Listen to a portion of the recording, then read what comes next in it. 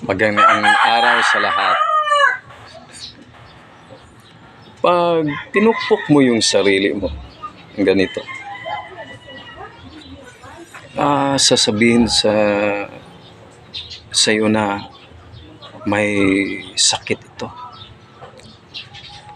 Pag yung isipan at yung emotion mo ay pinukpok ang sarili mo,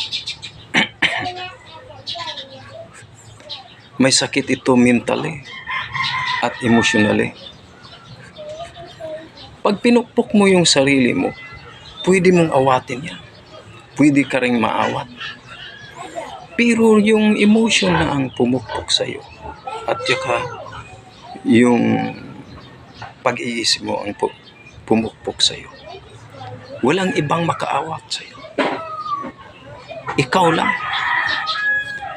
Ito ang nangyayari sa mundo natin ngayon. Ito talaga ang tinatawag na mental pandemic at emotional pandemic. Ito ang nagpapahirap sa mga tao. Halos lahat ng tao sa mundo ngayon,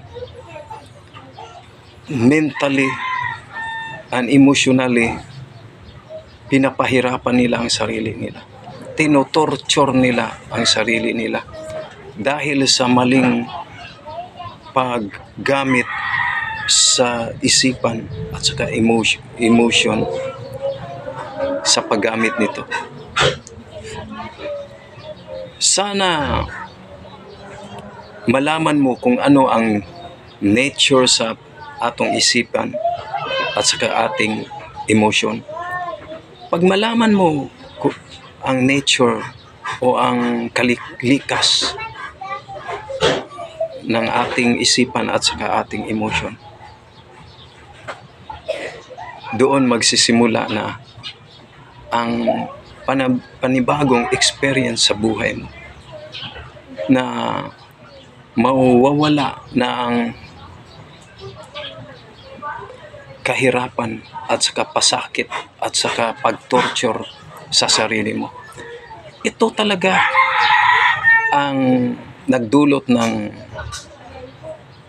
sakit, mga halos lahat, 90% sa sakit at saka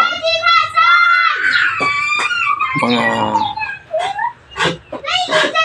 narakaramdaman na pwedeng maging sanhi ng sakit at ikamatay ng isang tao. Sana hindi ka mapabilang sa pinakamaraming tao sa mundo na may hindi alam ang paggamit sa kanyang psychological and emotional process.